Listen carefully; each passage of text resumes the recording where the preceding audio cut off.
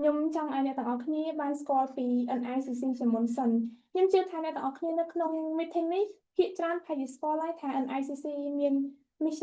mission អីគេមាន vision អីគេមានគម្រោងធ្វើអីចឹងតែខ្ញុំចង់បន្ថែមលើព័ត៌មានអ្នកទាំងអស់គ្នាបានដឹងស្រាប់ទៅលើនឹងទៀតគឺ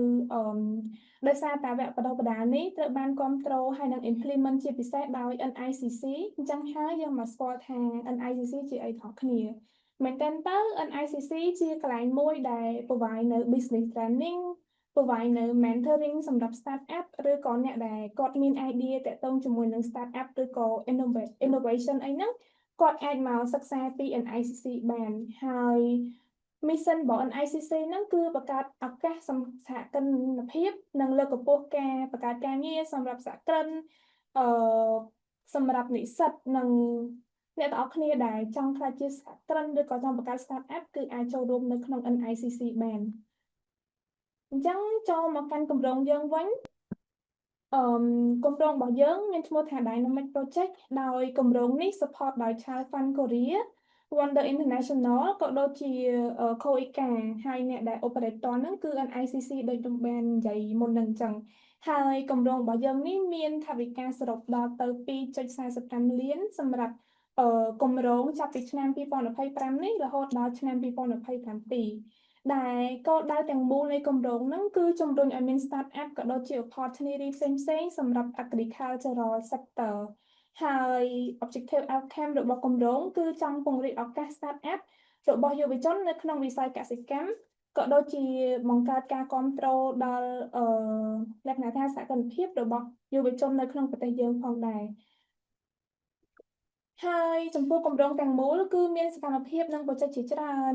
ដូចជាអ្នកទាំងអស់គ្នាបានឃើញអញ្ចឹងក៏ដូចជាមាន pre startup មាន startup ហើយមាន growth ដែល pre startup ហ្នឹងយើងមានដូចជាគម្រោងមួយចំនួនដូចជា startup camp ដែលត្រូវបានធ្វើឡើងនៅតាមសាកលវិទ្យាល័យតាមបណ្ដាខេត្តហើយក៏មានដូចជា basic startup educational program ហ្នឹងដែលជួយដល់អ្នកទាំងអស់គ្នាដែលគាត់ចង់រៀនចង់ស្គាល់ពី startup ដំបូងហ្នឹងហើយក៏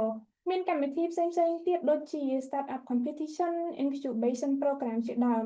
ហើយសម្រាប់ថ្ងៃហ្នឹងនៅក្នុង entrepreneur startup compete ហើយសម្រាប់ថ្ងៃហ្នឹងយើងគឺកំពុងតែស្ថិតនៅក្នុង entrepreneur educational program ដែលយើងនឹងមានវាគ្មិនដែលគាត់ឆ្លងកាត់នៅបទពិសោធន៍ជាច្រើនទាំងជោគជ័យទាំងបរាជ័យទាក់ទងជាមួយនឹង startup គាត់នឹងមកចែករំលែកបទពិសោធន៍អញ្ចឹងហើយកុំឲ្យខាត់ពេលយូរសូមអញ្ជើញបងរដ្ឋីដែលជា co-founder ក៏ដូចជាស្ថាបនិក startup មកចែករំលែកពី topic របស់យើងសម្រាប់ថ្ងៃហ្នឹងអឺជាស្អីដែរអ្នកទាំងអស់គ្នាអាចលើលេខខ្ញុំច្បាស់ទេបងមិនបាក់ម៉ាច់ទេបង ហៅឡូបងបិទម៉ាច់បង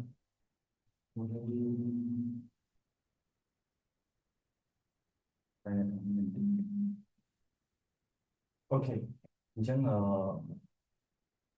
បងប្អូនយើងលើខ្ញុំច្បាស់ទេជាស្អីដែលមានបញ្ហាទៅវិញទីអូខេជាថ្មីម្ដងទៀតអញ្ចឹងតើបងប្អូនលើខ្ញុំច្បាស់ទេបើលើខ្ញុំច្បាស់ជួយផ្ដល់ reaction តិចមកឡើងមេដៃក៏បានដៃ2ក៏បានដៃ3ក៏បានដែរបងប្អូនអូខេអញ្ចឹងមុននឹងខ្ញុំចាប់ផ្ដើមដំបូងខ្ញុំសូមណែនាំខ្លួនបន្តិចហើយអរគុណដាលីនសម្រាប់ការធ្វើបទបង្ហាញក៏ដូចជាណែនាំខ្លួនមែនតើទៅចង់ correct ដាលីនបន្តិចបើថាជា start up មួយសហគ្រិនដែលជោគជ័យហ្នឹងគឺអត់ជោគជ័យទេនិយាយទៅជាលក្ខណៈជោគជាំវិញជោគជាំហ្នឹងជោគជាំភាសាអីជោគជាំភាសាការងារវាច្រើនហើយវារវល់ហើយ start up យើងហ្នឹងក៏វាមិនទាន់ជា grow ល្អណាស់ណាដែរវាអាចនៅក្នុងកម្រិតមួយដែលថាយើងត្រូវការ take care ការគេហៅថាដល់ពេលវេលាគាត់នឹងច្រើនទៅខាង start up របស់យើងអញ្ចឹងខ្ញុំបានឈ្មោះរដ្ឋីជាសហស្ថាបនិករបស់ Type App ដែលយើងជាគេហៅថា tech startup មួយដែលផ្ដោតទៅលើការធ្វើដំណើរឬមួយយើងហៅថា transportation ហើយ Type App បង្កើតនៅឆ្នាំ2022ជាមួយនឹង co-founder ចំនួន5នាក់ហើយនៅ slide បន្ទាប់ខ្ញុំនឹងណែនាំពីបទពិសោធន៍ជីវិតយ៉ាងជូរចត់ស្អិតរមួតរបស់ខ្ញុំបាទអញ្ចឹងរងចាំស្ដាប់ទាំងអស់គ្នាហើយមានអីអាចសួរគ្នាបានអូ ok បងប្អូនអាចលឺខ្ញុំច្បាស់ទេអូខេអញ្ចឹងខ្ញុំសូមទៅអ្នកទៀតតកតងជាមួយនឹងstart up របស់យើងដែរគឺយើងផ្ដោតទៅលើការផ្ដល់សេវាតាក់ស៊ីផ្លូវឆ្ងាយនៅក្នុងប្រទេសកម្ពុជាពីខេត្តមួយទៅខេត្តមួយពីប្រទេសកម្ពុជាទៅបណ្ដាប្រទេសជិតខាង តែច្បាស់ ខ្ញុំក៏ជាសហសកម្មរបស់ធុរកិច្ចថ្មីមួយទៀតដែរឈ្មោះ Oasis ដែលជា social commerce ហើយនិងជា e-commerce ដែលយើងផ្ដោតទៅលើការ packaging ផលិតផលខ្មែរសម្រាប់ការលក់ក៏ដូចជា promote ទៅលើសិល្បៈវប្បធម៌ប្រពៃណីរបស់យើងទៅលើផលិតផលខ្មែរទន្ទឹមគ្នាខ្ញុំក៏ជាគេហៅថា Executive Director របស់សហព័ន្ធនិស្សិតកម្ពុជានៅបរទេសហើយសិស្សនិស្សិតខ្មែរនៅបរទេសមួយចំនួនក៏អាចស្គាល់ខ្ញុំហើយ ជា startup mentor នៅ NICC ដែលជា startup center ខ្មែរ enterprise and ATC ជាដើមហើយក៏ជា business and entrepreneur lecturer នៅខាងសាលា ICAM back ទៅលើ education background របស់ខ្ញុំមែនតើអត់មាន education background ណាទាក់ទងជាមួយនឹងខាងធុរកិច្ចបច្ចេកវិទ្យាទេជាសិស្សឬមួយក៏ជាក្មេងនៅបញ្ចប់ការសិក្សាថ្នាក់បញ្ញាបត្រវិទ្យាសាស្ត្រនយោបាយថ្នាក់បណ្ឌិតតំណែងអន្តរជាតិនៅប្រទេសរុស្ស៊ីហើយបច្ចុប្បន្នកំពុងបន្តការសិក្សាតាមប្រទេសផងដែរអញ្ចឹងអាចខ្លីៗអំពីបទពិសោធន៍ក៏ដូចជា background របស់ខ្ញុំខ្លួនឯងហើយគិតថាអ្នកនរគ្នាអាចស្គាល់ខ្ញុំប៉ុណ្ណឹងហើយបើថ្ងៃក្រោយទៅជួបខ្ញុំនៅខាងក្រៅអីអាច say hi បានអូខេ say hi បានអូខេតើតងខ្មែរអូខេអរគុណហើយដោយសារមានបញ្ហាថ្ងៃបន្តិចអញ្ចឹងសូមទុកពេលវេលាឲ្យក្រុមការងារការសម្រួលហើយយើងទៅមួយគ្នាហើយខ្ញុំសង្ឃឹមថាបងប្អូនទាំងអស់គ្នាអាចនឹងនៅជាមួយយើងតាំងពីដើមដល់ចប់ខ្ញុំនឹងមានអី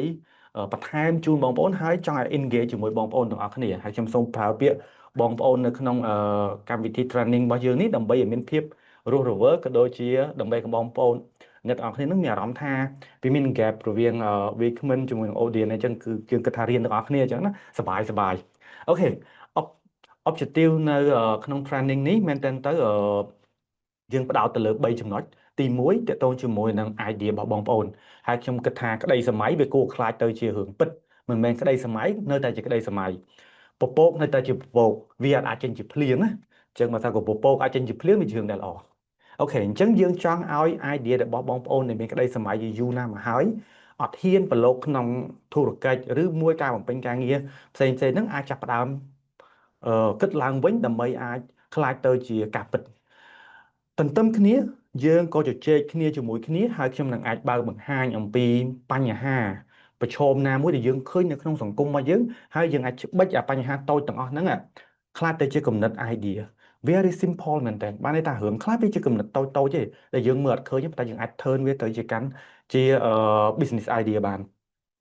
ចំណុចចុងក្រោយទេខ្ញុំអាចនឹង highlight tool Canva មួយចំនួនដើម្បីឲ្យបងប្អូនអាចចូលទៅធ្វើដោយខ្លួនឯងខ្ញុំ highlight ខ្លីៗទេហើយបងប្អូនអាច write down ឬមួយក៏ទៅ save វានៅក្នុងกระดาษរបស់បងប្អូនហើយអាចមើលឡើងវិញថាអូខេចំណុចហ្នឹងគឺអាចបង្កើតជាអាជីវកម្មមួយបានអញ្ចឹងអាចប្រើ tool ទូចមួយដែល start up founder ឬមួយក៏អ្នកដែលគាត់នៅក្នុងវិស័យគេហៅថាធុរកិច្ចហ្នឹងគាត់តែងតែប្រើហ្នឹងដើម្បីគេហៅថា clarify ឬមួយធ្វើឲ្យមិនអាកំណត់របស់គាត់ហ្នឹងវាច្បាស់ជាងមុនអូខេអញ្ចឹងមុននឹងចាប់ផ្ដើមស៊ីជម្រៅខ្ញុំចូលចិត្តថាមិនមែនតែខ្ញុំនិយាយតែម្នាក់ឯងអាចតែបងប្អូនអាចចូលរួមទាំងអស់គ្នាណាដាលីននេះក៏ត្រូវចូលរួមដែរមិនមែនតែ moderator ឲ្យមកអង្គុយស្ដាប់ទេ moderator ក៏ត្រូវតែឆ្លើយដែរតែមិនឆ្លើយខ្ញុំសួរវិញដូចគ្នាអូខេអញ្ចឹងបងប្អូនមានជាគំនិតអាជីវកម្មឬមួយមានជា idea ណាមួយដែលបងប្អូនយល់ឃើញថាវាអាចkeep នៅក្នុងខួរក្បាលរបស់បងប្អូនទាំងអស់គ្នាហើយគិតថាវានឹងអាចខ្លាចទៅជាគំនិតអាជីវកម្មណាបើសិនជាបងប្អូនមានអាចជួយចែករំលែកមួយខ្ញុំបានឬមួយក៏គំនិតហ្នឹងមិនមែនជាគំនិតអាជីវកម្មទេប៉ុន្តែជាគំនិតអភិវឌ្ឍសមត្ថភាពខ្លួនឯងឬមួយយល់ឃើញថាខ្លួនឯងនឹងខ្លាចទៅជាបុគ្គលដ៏ឆ្នើមដ៏ពូកែដល់វាងវៃនៅថ្ងៃអនាគតដោយសារតែគំនិតមួយហ្នឹងអញ្ចឹងក៏អាចចែករំលែកដែរមើលតើបងប្អូនយើងណាមានអាចម្នាក់មួយក៏បានឬមួយក៏នៅ introvert ទេអាចតម្លាក់ក្នុងឆាតហ្នឹងក៏បានដែរយើងមើលទាំងអស់គ្នាអញ្ចឹងណាយើងអាចសុំចែករំលែកតិចមកហើយបើថាស្ងាត់ពេកដឹងតែដាលៀនហើយ អ្នកទាំងអស់គ្នាជួយឆ្លើយមកដើម្បីកុំឲ្យខ្ញុំត្រូវបងគេរត់ទៅបាប អូខេអញ្ចឹងអូខេមានបងប្អូនយើងឆ្លើយហើយអូខេតកតងជាមួយនឹងផលិតផល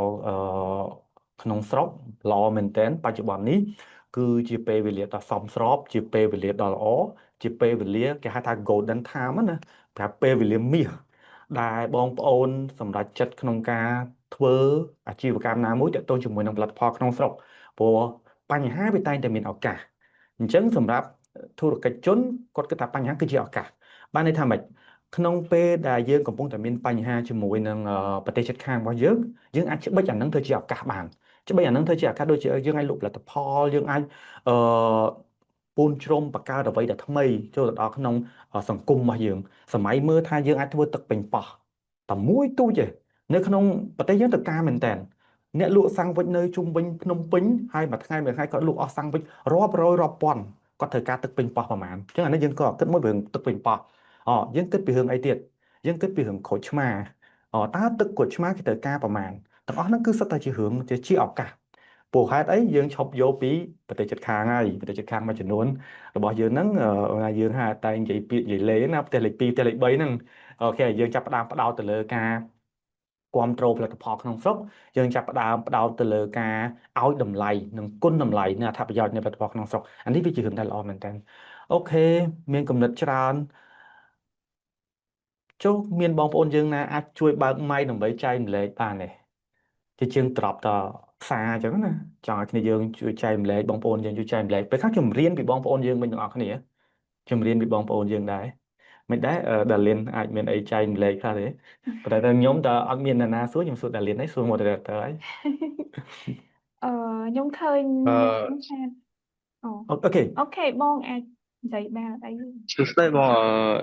តើយើងអាចថាលក់បណ្ដាតាមប្រភេទ website បានទេបង បានជាគំនិតឥឡូវនេះយើងចង់បានតែគំនិតទេអ្វីដែលជា idea នៅក្នុងគេហៅថាការគិតរបស់បងប្អូនទាំងអស់គ្នាអាចចែករំលែកមួយខ្ញុំពួកខ្ញុំក៏ចង់ដឹងដែរពេលខ្លះរបស់ខ្លះខ្ញុំអត់ដឹងទេបងប្អូនអាចចែករំលែកមួយខ្ញុំដែរគំនិតដែលបងប្អូនកំពុងតែមានហ្នឹងណា ខ្ញុំគិតថាចង់លក់ product បែបជាប្រភេទtemplate website អីនៅលើwebsite ហ្នឹងហ្មងបានបង បានប៉ុន្តែយើងត្រូវ design ការគិតរបស់យើងក្នុងទម្រង់មួយដែលវាអាចទៅរួចយើងកុំ design វាធំពេកយើងកុំសម័យនៅផលិតផលមួយដែលគេហៅថាដែលគេប្រើពេលវេលារហូតដល់រាប់សិបឆ្នាំដើម្បីអភិវឌ្ឍវាមកគិតធ្វើក្នុងត្រឹមតែរយៈពេលខ្លីអញ្ចឹងណាយើងអាចធ្វើជារយៈពេលវែងហើយយើងអាចចាប់ផ្ដើមពីចំណុចទូច you have a big dream but you need to small start with a small piece អាចជាចំណុចតូចមួយដែលយើងអាចចាប់ផ្ដើម start បានអូខេចឹងមានបងប្អូនយើងណាផ្សេងទៀតទេអាចជួយចែកម្លែកតិចទៅគំនិតកសិកម្មក៏ល្អដែរគំនិតកសិកម្មបច្ចុប្បន្ននេះគឺយើងជាអ្វីដែលយើងត្រូវការហើយកម្មវិធីយើងនេះមែនតើទៅគឺយើងព្យាយាមជំរុញមែនតើខាង NICC ខាង Child Fund ខាង One Day ជាដើមហ្នឹងគឺព្យាយាមជំរុញគេហៅថាអឺភាពជាអ្នកដឹកនាំក្នុងវិស័យកសិកម្ម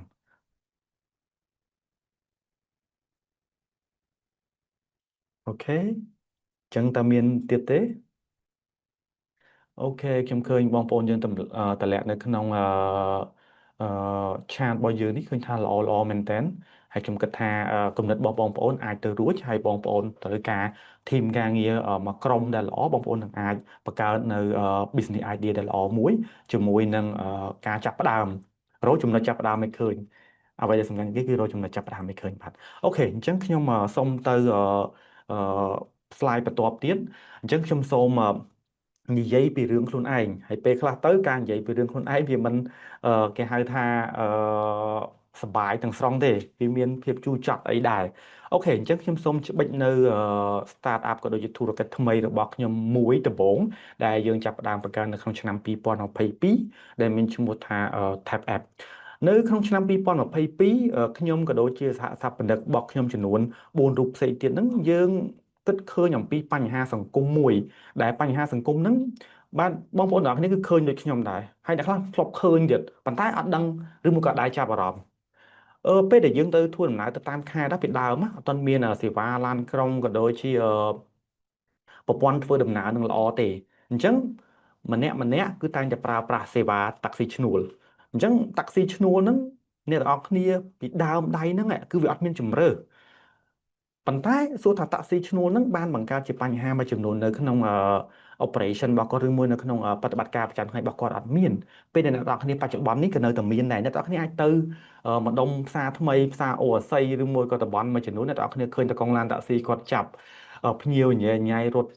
ប្រសាទអញ្ចឹងទៅពេលខ្លះក៏មានគ្រោះថ្នាក់ទៅពេលខ្លះយើងមើលទៅដោយវាអត់សូវមានសណ្ដាប់ធ្នាប់អីជាដើមឡាក់នឹងឡាក់តម្លៃហ្នឹងក៏ឡើងចុះអត់ទៀងអីចឹងទៅហើយបើនិយាយពីតកង់ឡានតាក់ស៊ីទៀតសោតអឺគាត់បានន័យថាជួបនៅបញ្ហាមួយចំនួនដែរសេវាកម្មឬអាជីវកម្មរបស់គាត់ហ្នឹងពីមួយថ្ងៃទៅមួយថ្ងៃហ្នឹងវាចេះតែធ្លាក់ភ្ញៀវពីមួយថ្ងៃទៅមួយថ្ងៃហ្នឹងចេះតែបាត់បង់ចំណូលដោយសារហេតុអីដោយសារតែកត្តាបញ្ហាប្រឈមក៏ដូចជាកត្តាដែលខ្ញុំបានរៀបរាប់ខាងលើហ្នឹងបង្កើតទៅជាគេហៅថាអារម្មណ៍និងស្មារតីរបស់អ្នកដំណើរហ្នឹងគាត់លែងចង់ធ្វើដំណើរជាមួយនឹងតកង់ឡានតាក់ស៊ីចាំយូរអត់មានភាពងាយស្រួល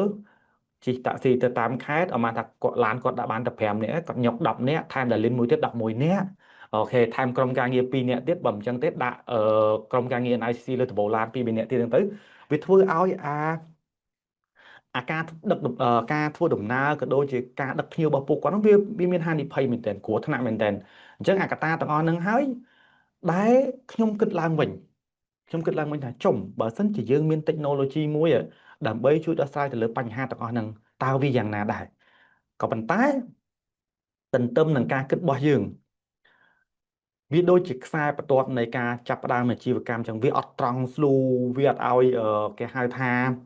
ជោគជ័យយើងលឿនពេកឬមួយក៏វាអត់អាចឲ្យអាគុណតម្លៃមកយើងវិញហ្នឹងដូចអ្វីដែលយើងចង់បានដូចអ្វីដែលយើងប្រាថ្នាចង់បាននេះវាមានភាពលំបាកវាមានបញ្ហាលាក់នឹងលាក់ជាដើមហ្នឹងទៅអញ្ចឹងអឺយើងក៏ចាប់ផ្ដើមគិតឡើងវិញថាតើអាជីវកម្មដែលយើងគិតកាលពីថ្ងៃទី6ខែ4ឆ្នាំ2022ហ្នឹងវាគួរតែផ្លាស់ប្ដូរ goal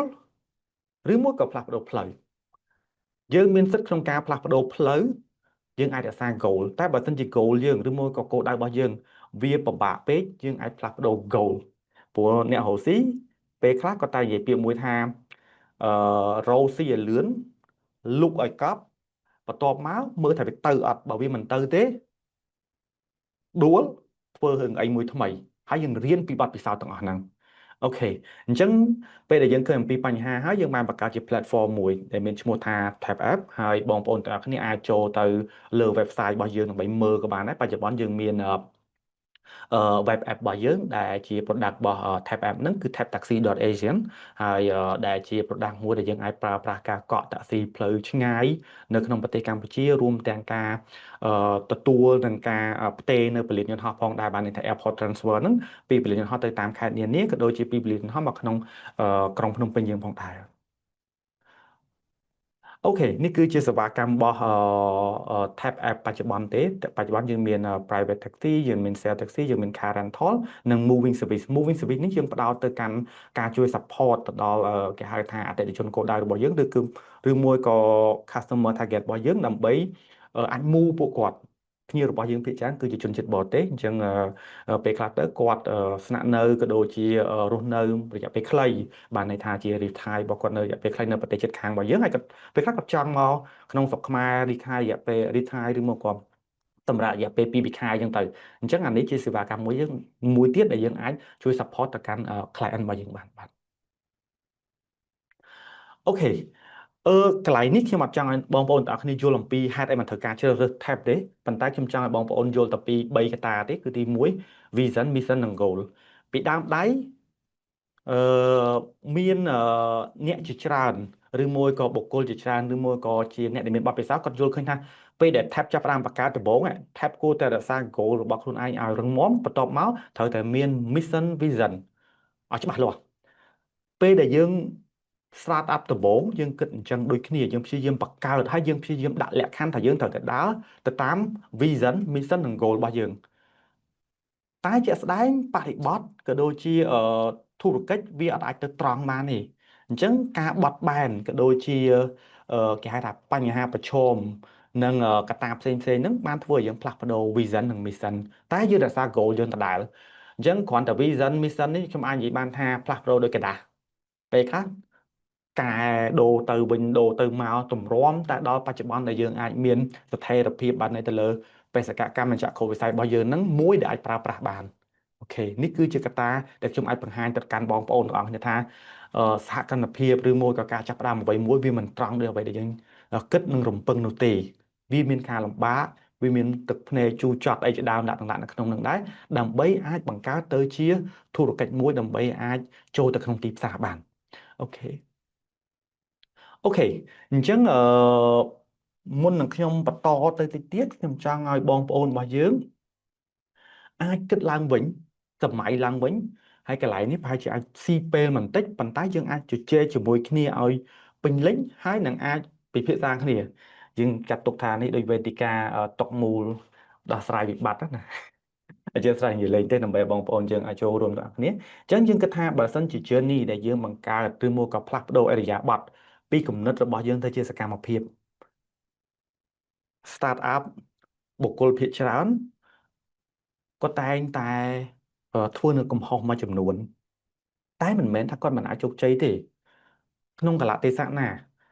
ក៏ដោយគាត់នៅតែអាចជោគជ័យបើមិនជាយើងទៅមើលក្នុង idea របស់សហគ្រិនធំជុំវិញពិភពលោកក៏ដូចជាមហាសេដ្ឋីពិភពលោកមួយចំនួនមហាសេដ្ឋីខ្លះអាយុ90ជាងហើយបន្ទាប់តែជោគជ័យមហាសេដ្ឋីខ្លះទៀតអាយុ60ឆ្នាំហើយបន្ទាប់តែគាត់បើកអាជីវកម្មមួយក្នុងក្តីសម័យរបស់គាត់អញ្ចឹងបើ reflect មកកាន់បងប្អូនទាំងអស់គ្នាវិញទោះបីជាបងប្អូនក្នុង sector ណាក៏ដោយទោះបីជាបងប្អូននៅក្នុងវិស័យណាក៏ដោយយើងអាចជោគជ័យជាសិស្សក៏អាចខ្លាចទៅជា millionaire billionaire ជាអ្នកធ្វើការក៏អាចទៅជាខ្លាចទៅជា millionaire billionaire ជាស្ត្រីមេផ្ទះក៏អាចខ្លាចទៅជាសហគ្រិនស្ត្រីដ៏ឆ្នើមបានដែរសហគ្រិនស្ត្រីដ៏ឆ្នើមបានដែរអញ្ចឹងហេតុអីបានជាគំនិតអាជីវកម្មមួយចំនួនឬមួយក៏ idea មួយចំនួនវានៅតែជាគំនិតយើងនិយាយពាក្យសាមញ្ញថាវានៅតែជាពពកណាវានៅតែជាពពកព្រោះអញ្ចឹងដោយសារតែពេលខ្លះទៅយើងគេហៅថាបារម្ភជ្រុលពេកឬមកក៏យើងយល់ឃើញថាអាកំហុសការកសាងកំហុសហ្នឹងវានឹងធ្វើឲ្យយើងនឹងញាក់ឬមកក៏យើងនឹងខ្លាចអត់ហ៊ានប្រឈមមុខនឹងបញ្ហាណាមួយទេអញ្ចឹងពេលខ្លះពេលដែលមនុស្សបារម្ភជ្រុលអំពីបញ្ហាកំហុសពេលដែលមនុស្សបារម្ភជ្រុលអំពីគំនិតគិតដដែលប៉ុន្តែអត់ព្រម start ទេឥឡូវសម័យមើលអញ្ចេះបងប្អូនហើយយើង introvert ហើយយើងស្រឡាញ់គេឬមកក៏យើង crush គេនៅតែ introvert នៅតែស្រឡាញ់គេ crush គេហើយយើងយកតែកត្តាមួយឯងខ្ញុំ introvert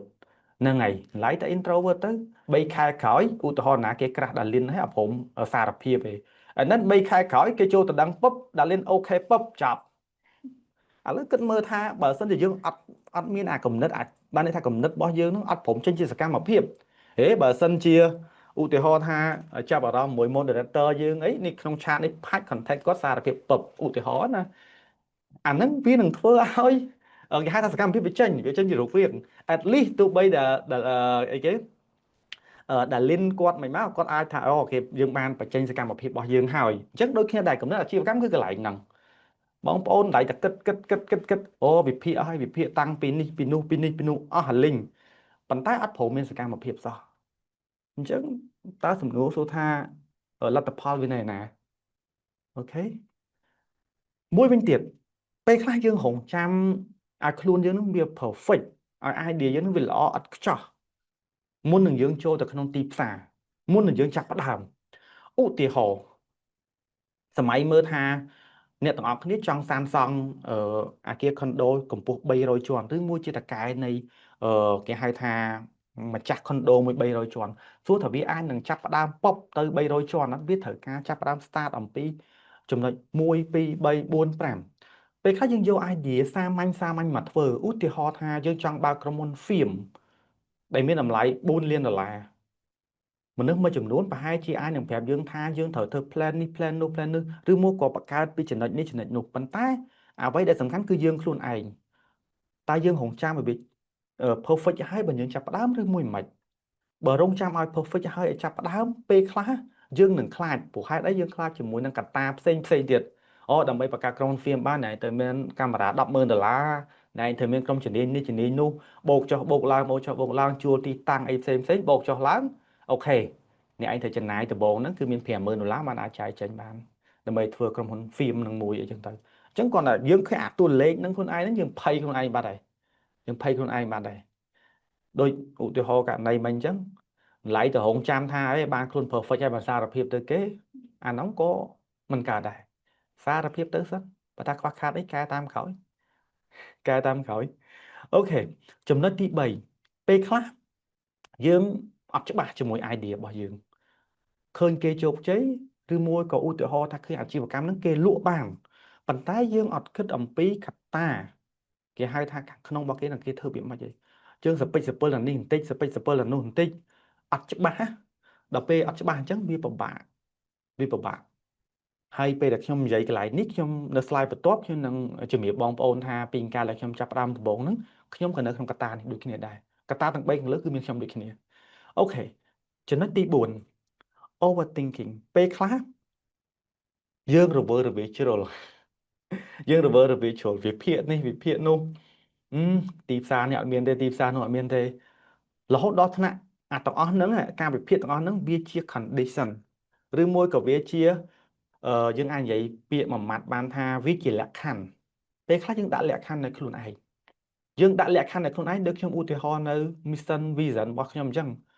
ទោះថាតើយើងត្រូវយកអាហ្នឹងមកចងជើងខ្លួនឯងឬមួយយ៉ាងណាតាមពិតយើងអាចបត់បែនបានទេតែពេលដែលយើងគិតជ្រុលពេកវាធ្វើឲ្យគេហៅថាសកម្មភាពនោះវាអត់មានទេវា too much planning ណា research នេះ research នោះស្រឡាញ់ដាលីនឬមួយក៏ចាប់អារម្មណ៍ដាលីនទៅ research តាំងពីជាតាដាលីននៅឯណាឬមួយក៏ជាដូនដាលីននៅឯណាបងប្អូនធ្វើអីគេខ្លះពេលខ្លះវា too much អញ្ចឹងយើងគិតថាអាកត្តាទាំងអស់នោះវាអត់ចាំបាច់ទេពេលខ្លះ start វាសិន no action plan អត់មានកម្រងក្នុងសកម្មភាពតាក់ទងជាមួយនឹង action plan នេះអ្នកទាំងអស់គ្នាចង់បាននិទេស A ឬមួយក៏អ្នកទាំងអស់គ្នាចង់រៀនឲ្យប៉ាកែឬមួយក៏អ្នកទាំងអស់គ្នាបច្ចុប្បន្នប្រឡងបាក់ឌុបប៉ុន្តែបាននិទេសមិនសូវជាល្អទេយើងចង់បាននិទេសល្អមួយឬមួយក៏យើងបាននិទេសមិនសូវជាល្អហើយយើងគិតថាដើម្បីកែឲ្យចំណុចខ្វះខាតរបស់យើងត្រូវទៅបានអាហារូបករណ៍ទៅក្រៅប្រទេសអ្នកទាំងអស់គ្នាគួរតែមាន action plan អញ្ចឹងពេលដែលអ្នកគ្នាអត់មាន action plan សកម្មភាពហ្នឹងសួរថាការគិតរបស់យើងជាអីគេការគិតរបស់យើងនៅតែជាគេហៅថាក្តីសម័យចុះសម័យឡើងចុះសម័យឡើងដដែលអូខេហ្នឹងគឺជាចំណុចមួយដែលខ្ញុំគិតថាវាជាចំណុចសំខាន់ចំណុចមួយទៀតតកតងជាមួយគេហៅថាបើយើងនិយាយខ្មែរយើងសាមញ្ញគេហៅថាពេលខ្លះជា mindset តកតងមួយលេសចាំនេះចាំនោះស្អែកហើយស្អែកទៀតអត់ព្រមចាប់ផ្ដើមពីឥឡូវឧទាហរណ៍ថាឥឡូវយើងនិយាយមួយគ្នាចាប់កម្មវិធីបងប្អូនមានគំនិតអីចាប់ផ្ដើមពីឥឡូវហ្នឹងទៅគំនិតតូចយើងអាចចាប់ផ្ដើមបានកុំនិយាយពាក្យរងចាំសិនស្អែកអញ្ចេះអញ្ចោះយើងកំពុងតែធ្វើឲ្យខ្លួនយើងឬមួយក៏យើងបានន័យថាធ្វើឲ្យអារម្មណ៍របស់យើងហ្នឹងគេហៅថាដេកផ្ដួលពាក្យខ្មែរមួយគេហៅថាអីគេដេកផ្ដួលល្មូលផ្សំក្រិចអញ្ចឹងបងប្អូនអាចចាប់ផ្ដើមពីឥឡូវនេះបានហើយបងប្អូនអាចចាប់ផ្ដើមពីចំណុចតូចពីការពិភាក្សាពីការសិក្សាស៊ីជម្រៅពីការព្យាយាមស្រាវជ្រាវអំពីអាជីវកម្ម idea ឬមួយគំនិតណាមួយដែលបងប្អូនគិតថាវាស័ក្តិសមក្នុងការចាប់ផ្ដើមពីឥឡូវអូខេចំណុចសំខាន់មួយទៀតដែរគឺតកតងជាមួយនឹងគេហៅថាធនធាន lack of resource យើងមួយចំនួនយើងតែងគិតថាកត្តាធនធានវាជាកត្តាសំខាន់បើនិយាយពីអាជីវកម្មអ្នកខ្លះគាត់និយាយថាតើតើមានលុយបានធ្វើអាជីវកម្មកើតអត់មានលុយ no way ឥឡូវយើងសម័យចេះវិញយើងយក case Darlene មកនិយាយភាសាទៀតឧទាហរណ៍ថាក្នុងករណីថាបុគ្គល A ចាប់អារម្មណ៍ Darlene and then ពេលដែលចូលទៅកាន់គ្រួសារ Darlene និយាយថាអូខេអូនឯងត្រូវការថ្លៃទឹកដោះចេះអធិស្ឋានDarleneដែរប្រាប់ Darleneច្រើនពេកហើយតែគាត់ថាចង់ឲ្យបងប្អូនយើងយល់ អញ្ចឹងបានន័យថាកន្លែងហ្នឹងគឺពេលខ្លះយើងអាចចាប់ផ្ដើមសិក្សាថាតើយើងអាចធ្វើអីបានបើសិនជានិយាយទៅគ្នាអ្នកនរគ្នា credit ល្អពេលខ្លះគ្រួសារលៀនគេអត់ប្រកបច្រើនទេអានេះខ្ញុំនិយាយលេងសើចតិចណាអធិស្ឋានដែរតែចង់បងប្អូនយើងយល់ពាក្យថា resource ពេលខ្លះនៅក្នុងធុរកិច្ចថ្មីក៏ដូចជានៅក្នុងជីវិតប្រចាំថ្ងៃវាមានរូបភាពច្រើន connection ក៏ជា resource collaboration ក៏ជា resource យុទ្ធសាស្ត្រក៏ជា resource បានន័យថាទាំងអស់ហ្នឹងគឺសិតតែជាធនធានដែលយើងអាចក្នុងការអឺ generate ឬមួយក៏ក្នុងការបំលែងវា transfer ទាំងអស់ហ្នឹងទៅជាលុយកាក់អីផ្សេងជំនួសឲ្យលុយកាក់ក៏បានដែរ for example ខ្ញុំសហការជាមួយធីមការងារខ្ញុំម្នាក់គាត់និយាយពាក្យថាបើឲ្យគាត់មកធ្វើ start up ជាមួយខ្ញុំហើយឲ្យគាត់ដាក់ធនធានជាលុយកាក់គាត់អត់មានទេប៉ុន្តែគាត់មានរបស់ពីរឲ្យដាក់ជាមួយខ្ញុំបានគាត់មានចំណេះជំនាញទៅលើផ្នែកហ្នឹងហើយនឹងការគ្រប់គ្រង operation ជារួមហើយយើងយកអាកម្លាំងពលកម្មរបស់គាត់ទាំងអស់ហ្នឹងគណនាជាប្រាក់ខែទៅហើយគាត់អាចជួយអានឹងបានព្រោះហេតុអីគាត់មានអាជីវកម្មផ្ទាល់ខ្លួនរបស់គាត់ខ្លួនឯងអញ្ចឹងគាត់អាចមកធ្វើការយើងដែលមិនយកប្រាក់ខែតែវាយតម្លៃស្មើនឹងតម្លៃជាប្រាក់ខែហើយជួយ support យើងមិនបានអញ្ចឹងណាអញ្ចឹងអាចំណុចនេះក៏យើងជារឿងមួយដែលត្រូវការដែរហើយអ្នកទាំងអស់គ្នាបងប្អូនទាំងអស់គ្នាអាចគិតឡើងវិញតាក់ទងជាមួយនឹង resource ដែលបងប្អូនត្រូវការពេលខ្លះជំនាញទី1នៃអាជីវកម្មអត់មែនត្រូវការលុយទេត្រូវការគំនិតជំនាញទី1នៃអាជីវកម្មក៏មិនមែនលុយដែរត្រូវការជំនាញជំនាញទី1នៃអាជីវកម្មពេលខ្លះក៏ត្រូវការលុយដែរត្រូវការ connection ឡាក់នឹងឡាក់ឧទាហរណ៍ឥឡូវខ្ញុំឧទាហរណ៍សាមញ្ញបំផុតបើបងប្អូនមានគំនិតអាជីវកម្មបង្កើតគេហៅថាតំណាប់ស្វាយណាតំណាប់ស្វាយអញ្ចឹងបងប្អូនខ្លះបែរជាគិតថាអូខេយើងត្រូវមានរោងចក្រយើងត្រូវមាន farm ស្វាយជាស្រេចចការស្វាយត្រូវមានអីផ្សេងៗឡាក់នឹងឡាក់ទៅជាងឡាក់ឡាក់ទៅប៉ុន្តែអ្នកនរគ្នាមានដឹងទេថាពេលខ្លះអ្នករស់ស៊ីនៅស្រុកខ្មែរមួយចំនួនគេអត់មានទាំងអស់ហ្នឹងឯងគេមានទាំងអស់ហ្នឹងអ្នកនរគ្នាក៏អាច search រកអំពីអ្នករស់ស៊ីមួយចំនួននៅស្រុកខ្មែរហ្នឹងដែលបច្ចុប្បន្នក្នុងបញ្ហាដែលយើងប្រឈមមួយប្រទេសជិតខាងរបស់យើងហ្នឹងគាត់បានបង្កើតតំណាំស្វាយគាត់បានបង្កើតអីផ្សេងៗហ្នឹងដែលគាត់អត់មានទាំងអស់ហ្នឹងសោះប៉ុន្តែគាត់សហការគាត់មានភាពប៉ិនប្រសប់ក្នុងការនិយាយជាមួយគេបងឥឡូវខ្ញុំចង់ប្រើប្រាស់រោងចក្របែងខ្ញុំចង់ប្រើប្រាស់ចការរបស់បែងប៉ុន្តែខ្ញុំប្រើប្រាស់ដាក់ទៅលើ brand របស់ខ្ញុំមួយទៀតហើយបែងផលិតឲ្យខ្ញុំប៉ុន្តែខ្ញុំទិញតម្លៃថ្លៃប៉ុន្តែខ្ញុំសន្យាមួយបែងថាដឹងតែលក់អស់លើចំនួនហ្នឹងហ្មង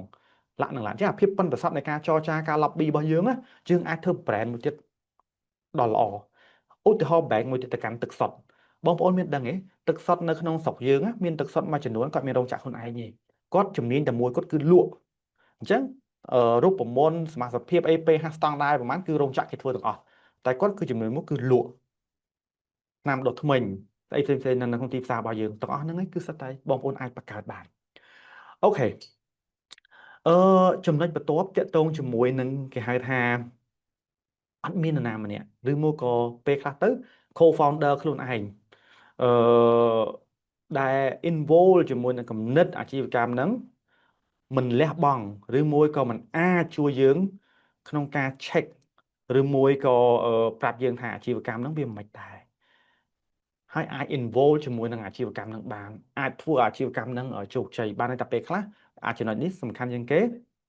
គឺតកតងជាមួយនឹង mindset របស់យើងខ្លួនឯងតកតងជាមួយនឹងគេហៅថា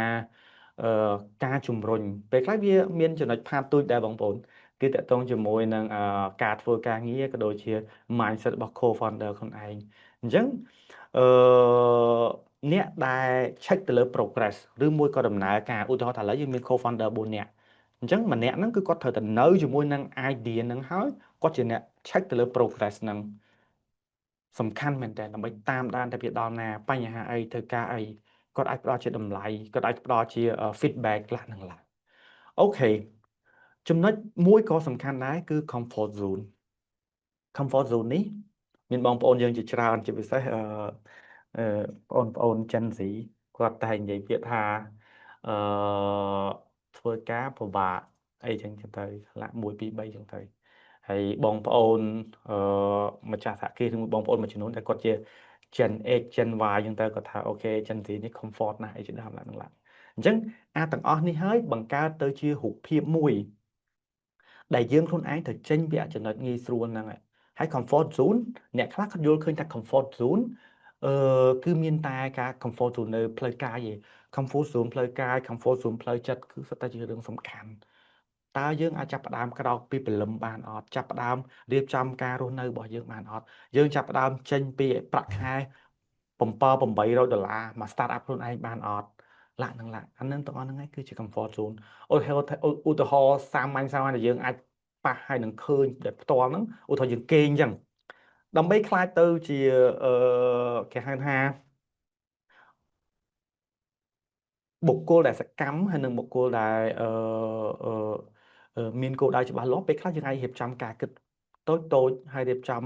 ការរស់នៅប្រចាំថ្ងៃរបស់យើងតិចចេញពី comfort zone ក្រោកពីព្រលឹមហាត់ប្រាណញ៉ាំអីដែលល្អហើយរៀបចំអា mental health របស់យើងឲ្យបានស្រួលដើម្បីយើងចាប់ផ្ដើមទៅកាន់គេហៅថាការងារឬមួយក៏គោលដៅណាមួយដែលយើងចង់ achieve នឹងគឺជាចំណុចដែលសំខាន់ហើយហ៊ានធ្វើហ៊ានចាប់ផ្ដើមហ៊ានលះបង់បើសិនជាយើង